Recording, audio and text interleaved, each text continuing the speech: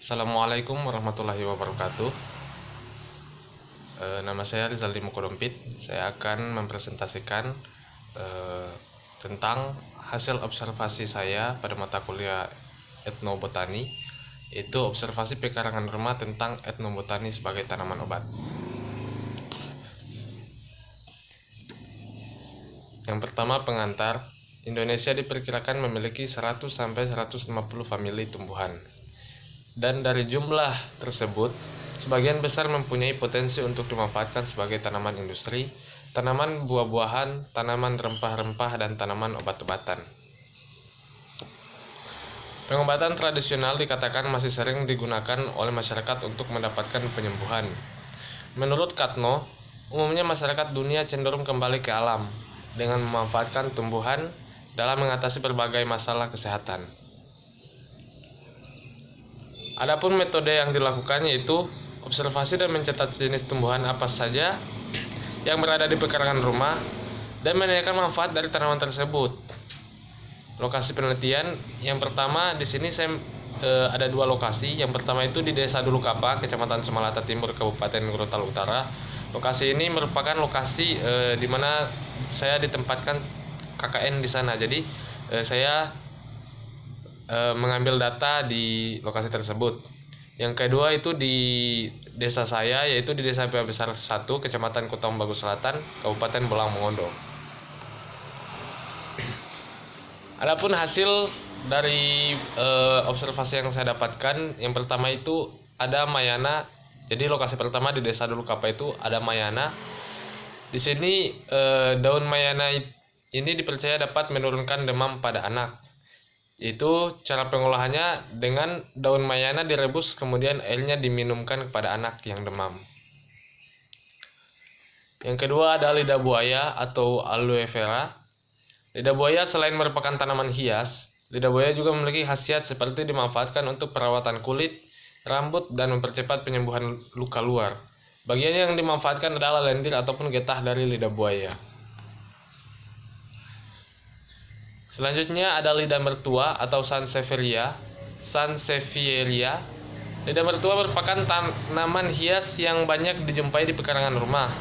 Selain satu kemampuan tanamannya yaitu kemampuan untuk memurnikan udara lebih baik daripada kebanyakan tanaman lain. Lidah mertua mampu menyerap karbon dioksida dalam jumlah besar dan mengeluarkan oksigen serta menyaring racun di udara seperti benzena dan silena. Selanjutnya ada bunga Adam dan Hawa. Bunga Adam dan Hawa bukan termasuk tanaman obat, akan tetapi di beberapa disebutkan bahwa tanaman ini merupakan sumber antioksidan bagi tubuh. Selanjutnya aglonema. Aglonema merupakan tanaman yang banyak dibudidayakan sekarang ini karena memiliki berbagai warna yang indah. Manfaat dari tanaman ini yaitu sebagai tanaman hias.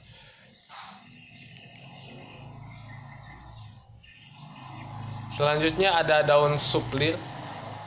Daun suplir ini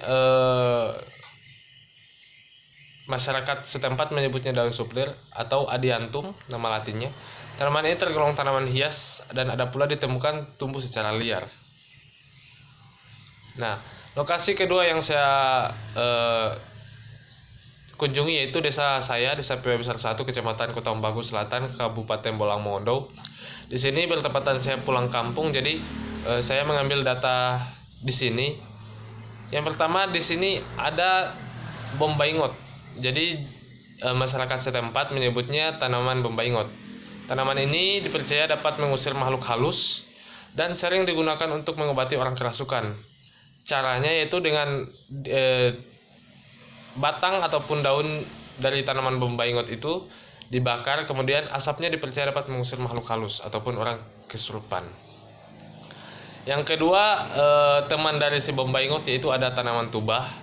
Tanaman tubah juga dipercaya dapat mengusir makhluk halus dan sering digunakan untuk mengobati orang kerasukan. Ranting, daun, dan kayunya tanaman tubah dibakar, kemudian asapnya dipercaya dapat mengusir makhluk halus. Jadi tanaman tubah dan bombaingot tadi merupakan satu pasang tanaman yang dipercaya untuk mengusir makhluk-makhluk halus. Selanjutnya ada kapas bakakau. Jadi masyarakat Poyoa Besar itu menyebutnya kapas bakakau. Manfaat dari daun kapas bakakau yaitu dapat menghilangkan jerawat serta bekas luka.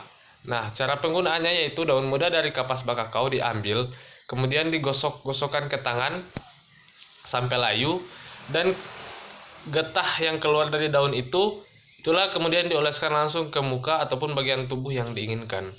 Sekedar informasi, getah dari daun kapas ini itu berwarna merah layaknya warna darah. Jadi getahnya itu sangat sangat pekat, tapi dipercaya untuk menghilangkan bekas luka dan jerawat. Selanjutnya ada mokokoingking. Manfaat dari tanaman mokokoingking yaitu bisa mengobati asma ataupun sesak nafas. Cara pengolahannya yaitu daunnya direbus, kemudian air dari rebusannya itu diminum. Masyarakat Poyoa Besar itu masih banyak yang menggunakan tanaman ini untuk mengobati asma. Nah, yang terakhir yaitu ada tanaman ridoyo. Tanaman ridoyo berkhasiat mengobati batuk, berdahak maupun tidak berdahak. Cara pengolahannya itu daunnya ditumbuk, kemudian diperas air dari perasan itu ditambah dengan perasan lemon, kemudian diminum. Untuk anak-anak bisa ditambahkan dengan gula merah. Nah, saya pernah minum tanaman ridoyo ini dan terbukti khasiat untuk mengobati batuk. Nah, mungkin itu saja yang dapat saya sampaikan. Lebih dan kurangnya saya mohon maaf. Billahi taufik walhidayah. Wassalamualaikum warahmatullahi wabarakatuh.